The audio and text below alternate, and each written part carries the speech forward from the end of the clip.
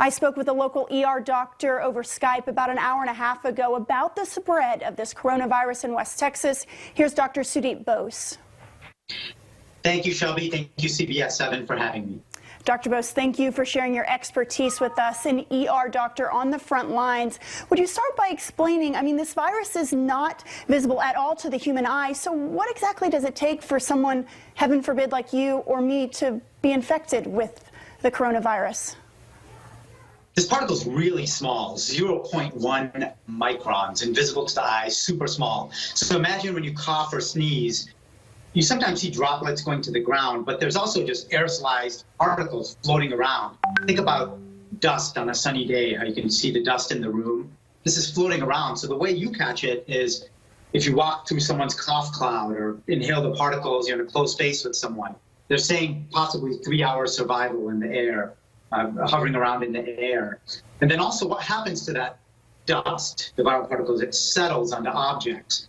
And then you touch that object and then touch your face, and that can transmit the particle. So what's more important than any mask or anything else is just trying to not come in contact with those particles and having those go into your nose and your eyes. It's washing your hands, and it's keeping our distance from others. If you do inhale one of those particles, if you do inhale, let's say, just one of those virus particles, does your body have any ability to flush it out? Does it require more than one virus, if you will, to truly become infected?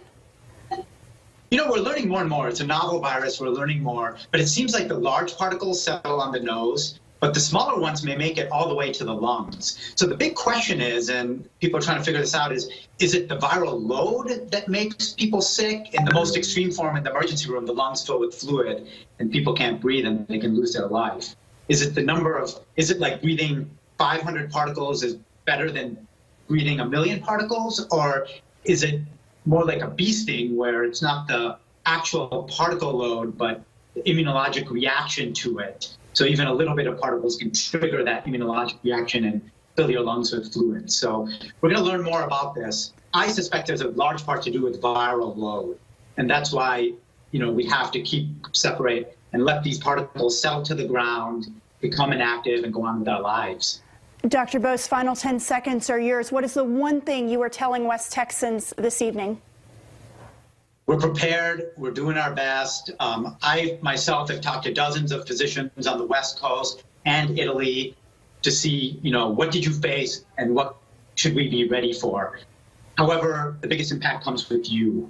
It's following these rules. It does matter, guys. Please remember, picture that dust everywhere, particles. Don't touch objects, touch your face, wash your hands, stay distant, stay safe.